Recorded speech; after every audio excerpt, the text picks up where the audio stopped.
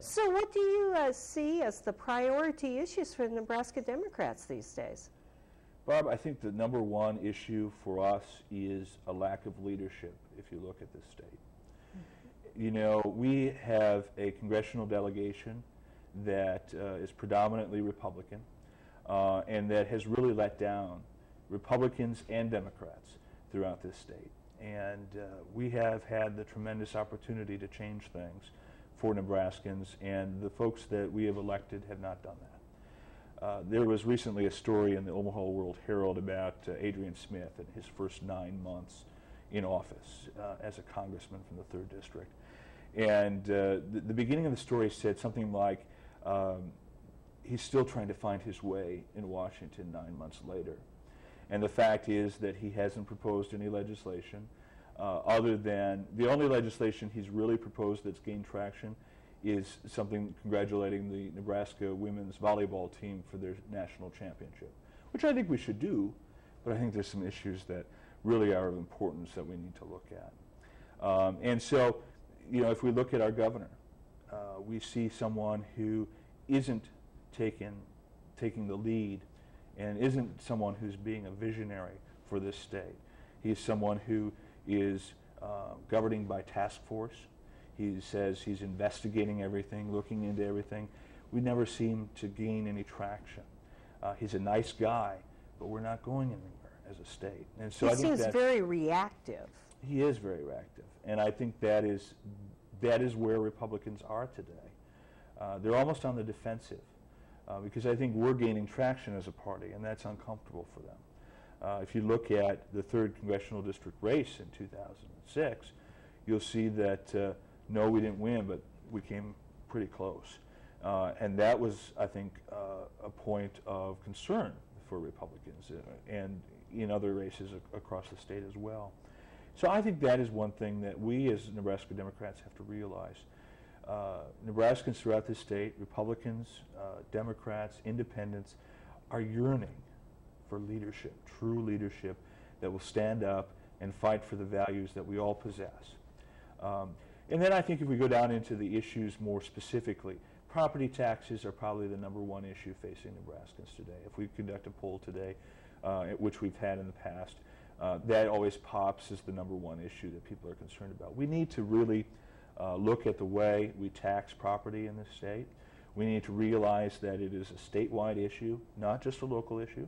We need to look at how we can more fairly fund education and other programs so that it's not a burden on working families throughout this state. You know, we have far too many people who live in Council Bluffs, Iowa, and commute to Omaha every day. That is a problem, and it's something that the governor won't address. You know, we had the opportunity in the unicameral this year to give each property owner in Nebraska $500 to help offset some of the costs of property taxes. The Republicans in the legislature turned that down. And then I think you talk about, education is something we still haven't addressed fully, and we need to put a lot more energy into it. I think one of the biggest issues facing Nebraskans and teachers especially is teacher salaries in this state. If you look at the national averages, we are really in tough shape. I think we have some great school districts, especially in Lincoln and Omaha, but in rural areas they're really, really struggling, and we have to spend some time really looking at those issues as a state and taking a lead to changing that. On the education issue, I think that's very true. I think that people are very weary of the property taxes. Yeah, I do feel that the average citizen supports a quality education. And I do know what you're talking about on greater Nebraska. I come from a small rural area originally, and when I go back to my hometown, a lot of my friends have become school teachers, and they tell me about these situations where not only can they not go and do a diversity of classes that are needed to get kids prepared for college or a good trade, they don't have basic things like soccer and basketballs to be able to do PE. I mean, I'm amazed. Yeah, It's sad. It really is. And you're absolutely right. When we talk about property taxes, Nebraskans, it's not that they're upset that they're paying for education, but they know that there are other ways to do it, and we can look at other solutions, you know.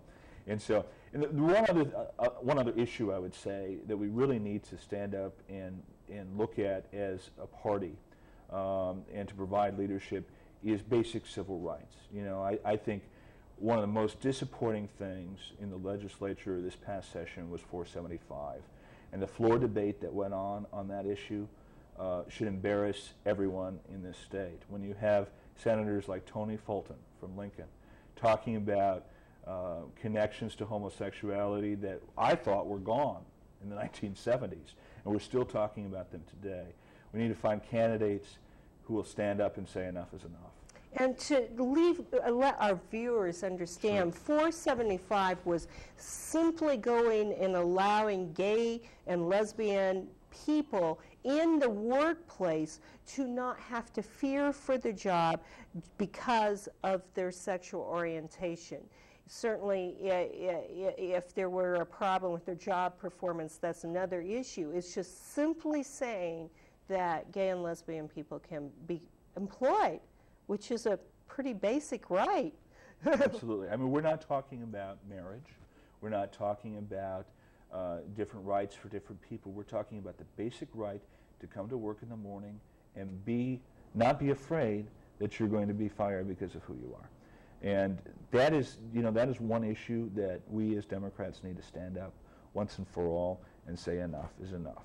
Democrats have different viewpoints on the issues surrounding that, but I think most Nebraskans, Republicans, Democrats, and Independents would agree that everyone has the basic right to come to work and feel safe in doing that. I think so too. Yeah.